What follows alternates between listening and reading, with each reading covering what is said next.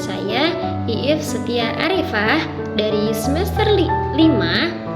Di sini saya akan membuat video pembelajaran dari mata kuliah materi pendidikan agama Islam.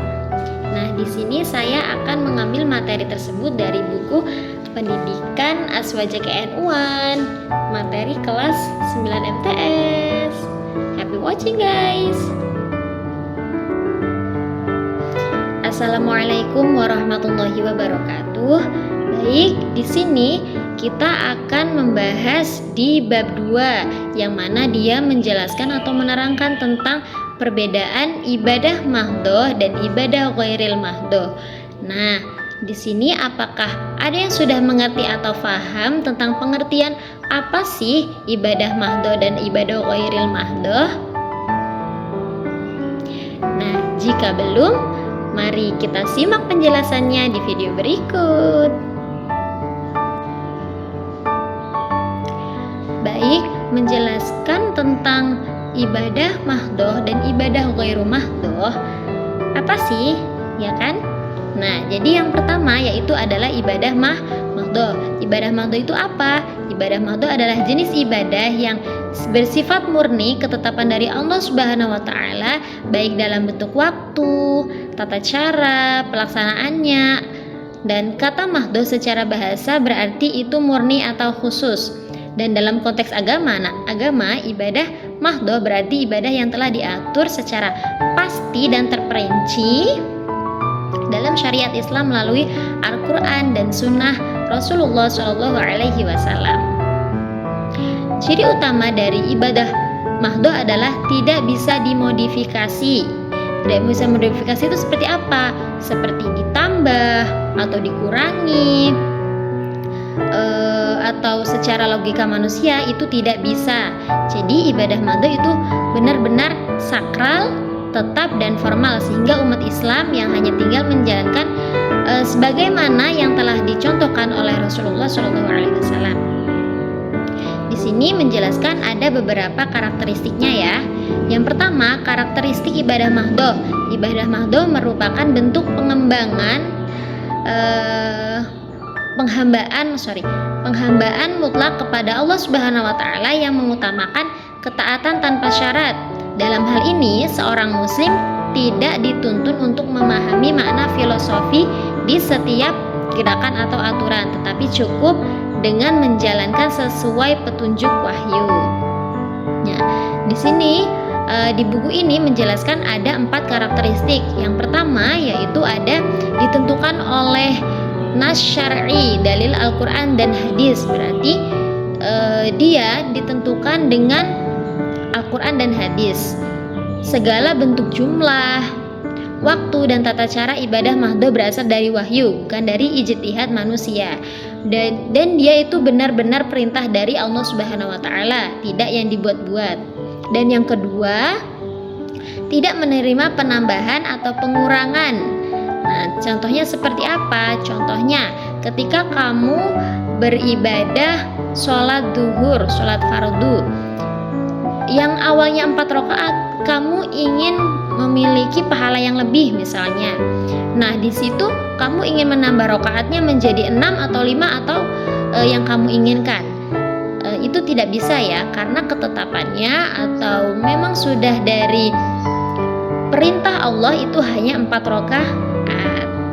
Tidak bisa ditambah dan tidak bisa dikurangi.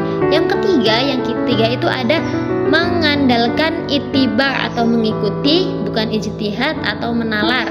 Dalam ibadah mahdhoh yang ditekankan adalah ittiba kepada Rasulullah SAW. Ijtihad dalam bentuk kreativitas atau improvisasi tidak diperlakukan dalam jenis ibadah lain. Dan yang terakhir, yang keempat, itu ada bersifat ritual, formal, dan sakral. Ibadah mahdhoh dilakukan sebagai bentuk penghambaan langsung kepada Allah Subhanahu wa taala dan menjadi penandaan ketaatan seorang hamba. Contohnya seperti apa ya? Seperti sholat, melaksanakan kewajiban-kewajiban dan ketentuan yang sudah ditetapkan oleh Allah Subhanahu wa taala. Masih kurang paham? Seandainya diberi contoh, contohnya itu di sini ada 4 juga yang kita ketahui ada 4. Yang pertama ada sholat 5 waktu. Sholat 5 waktu telah ditetapkan waktunya subuh, zuhur, asar, maghrib, dan isya. Jumlah rakaatnya, gerakannya seperti takbir, ruku, dan sujud hingga bacaannya. Menambah rakaat atau mengurangi gerakan di luar tuntunan adalah bentuk pelanggaran. Jadi jika kamu mengurangi atau menambah itu tidak boleh. Dan yang kedua yaitu puasa Ramadan. Puasa Ramadan, pelaksanaan puasa Ramadan adalah menjalankan ibadah puasa selama bulan Ramadan yang dimulai dari terbitnya fajar hingga terbenamnya matahari. Tidak boleh mengubah waktu atau mengganti syaratnya. Seperti contohnya kamu berpuasa di bulan Ramadan, tapi kamu mengurangi waktunya, mengurangi dengan logika manusia. Nah, di sini syaratnya ibadah Ramadan itu tidak bisa menggunakan logika akalnya manusia. Nah, jika kamu mengurangi waktu atau menambahkan waktu di bulan Ramadan itu tidak boleh. Nah, yang ketiga ini ada zakat. Jenis, kadar, dan nisab zakat telah ditentukan secara syar'i, baik zakat fitrah maupun zakat mal. Penetapan ini tidak bisa dirubah seenaknya sesuai keinginan. Jadi harus sesuai takaran. Dan yang terakhir yaitu ada haji. Haji dilaksanakan pada bulan tertentu, contohnya seperti bulan Dzulhijjah, di tempat tertentu yaitu Mekkah, Arafah, Mina, dengan tata cara tertentu, tawaf, sya'i, wukuf, dan lain sebagainya. Semua rukun dan wajib haji telah ditetapkan secara jelas.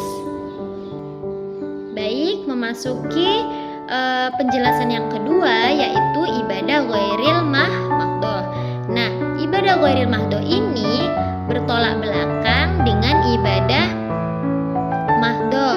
Nah, kalau ibadah mahdoh itu kita mengikuti atau melaksanakannya secara ketentuan-ketentuan Al-Quran dan hadis. Nah, jika ibadah ghairil mahdoh ini tidak, ibadah ghairil mahdoh ini bentuk perbuatan baik atau amal soleh yang tidak memiliki ketentuan baku dalam syariat Islam terkait waktu, bentuk, jumlah, dan tata cara pelaksanaannya. Tetapi apabila dilakukan dengan niat yang ikhlas karena Allah Subhanahu wa taala, maka tetap bernilai ibadah. Berbeda dengan ibadah mahdoh seperti sholat, puasa, dan haji yang sifatnya ritual, formal, dan sudah ditetapkan secara detail oleh Al-Quran dan hadis. Nah, ibadah ghairil mahdoh lebih bersifat non-ritual dan fungsional dalam kehidupan sehari-hari. Ia mencakup segala aktivitas positif yang membawa kebaikan dan dilakukan dalam kerangka nilai-nilai Islam. Di sini ada beberapa karakteristik ibadah ghairil mahdoh. Yang pertama yaitu tidak diatur secara terperinci dalam syariat. Tidak ada ketentuan spesifik mengenai bentuk, jumlah, atau waktu pelaksanaannya. Selama tidak tertentangan dengan prinsip syariat, maka boleh dilakukan. Contohnya apa? Contohnya bermain hadroh. Nah, bermain hadroh itu bukan ketentuan dari Gusti Allah atau Allah Subhanahu wa taala dan tidak ditentukan di hadis dan Al-Qur'an. Ya, tapi dia bernilai baik karena apa? Karena memuji Rasulullah Shallallahu alaihi wasallam. Maka dia diperbolehkan dalam ibadah ghairil mahdoh ini. Nah, ibadah mahdoh dan ghairil mahdoh ini ibadah ghairil mahdoh ini melakukan hal-hal yang baik ya, bukan hal-hal yang tidak baik. Nah, yang kedua yaitu tergantung pada niat. Niat memegang peran utama dalam menentukan apakah suatu amal bernilai ibadah atau tidak. Sabda Nabi Muhammad SAW, sesungguhnya amal perbuatan itu tergantung pada niat. Innamal a'malu bin niyati. Hadis riwayat Bukhari dan Muslim. Dan yang ketiga bersifat fleksibel dan kontekstual, bisa disesuaikan dengan kebutuhan zaman, budaya, dan kondisi sosial masyarakat. Tidak ada batasan teknis seperti dalam ibadah mahdoh. Contohnya seperti yang tadi, bermain hadroh itu tidak ada ketentuan